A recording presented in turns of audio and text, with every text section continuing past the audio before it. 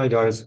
So I'll be talking about how to use remote sensing to be able to find the dynamic of Utah Lake. The dynamics, which is the change in the water level, and how would that impact our water quality? And by water quality here, I just want to study the turbidity, maybe the vegetation, the aquatic vegetation that is available. So just a short introduction, although Utah Lake is not a terminated lake, but Great Salt Lake is a terminated lake. And usually terminated lakes are the lakes that have inputs, but they don't have any output. Um, they are very special lakes because they have high salinity.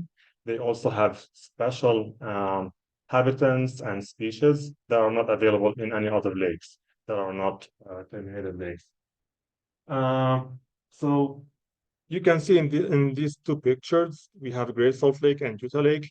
And I wanted to work on Great Salt Lake, but Great Salt Lake is really a big lake. And to cover it with one image, it's hard. Then I'll need to combine stuff. And I'll make my life very hard. So I just decided to go for Utah Lake and see how, because they have some similarities, like in salinity a little bit and some common species.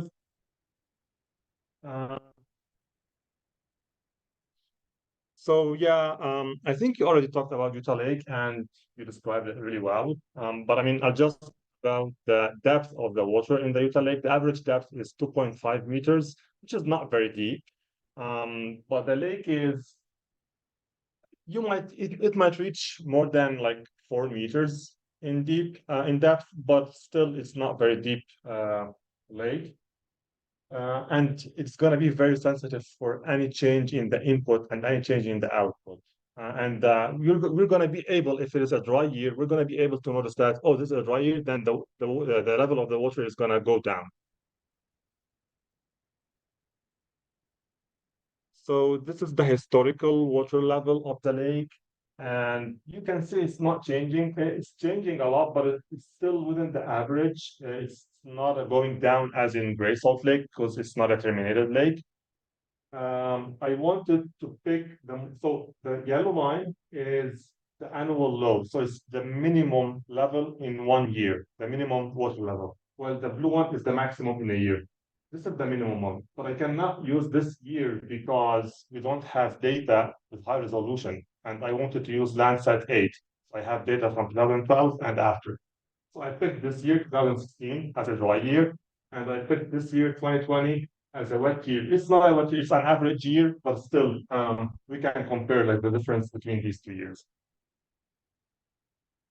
For reproducibility and credibility, to get to achieve the credibility of your work, you need to publish it, and and anyone should be able to reproduce it. So that's why I shared everything, the script on HydroShare. And if you go there, you can reproduce all the images that I have. And yeah, it's going to be under this title and under my name.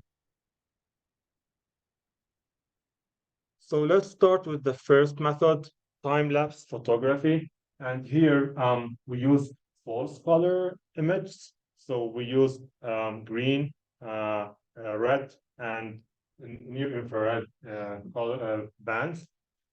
And if you see in 2016, so this is 2016, and if you look at the circles, keep focusing on them as I change to 2020, you can see that the level of water is really changing, even if it's not a terminated lake.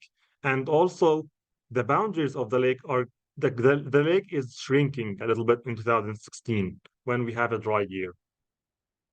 So now we were able to prove that there are fluctuations in Utah Lake. Uh, so let's talk about the turbidity. You can see for clear water, we're going to have this curve. However, if the water is not clear, if the water is turbid, the curves are going to be like something in between this. So to be able to capture the turbidity, we have two options. Either go for the true colors or we go for the near infrared colors. And I did both of them. I did the band of 800 something and the three bands of RGB. and I used Landsat 8, which has the highest resolution. Uh, the, the other results for the turbidity for the near infrared band, which is the 800 one, you can see 2016 to the left. So now it's 2016, and this is 2020. And it's very clear that there is a change in the turbidity. And also, if you check to this point here, you can tell about the level of the water in the lake. It's maybe it's more exposed to the surface here. So 2016 has high turbidity and less water level. This is for the true colors as well. And you can see as well 2016 here, and this is 2020. So the most challenging part was here to know what is the vegetation. I mean, does this represent the vegetation or it's just the color of the water? And it was a little bit hard to know. I'm not sure if you guys can help with that and tell me more about it.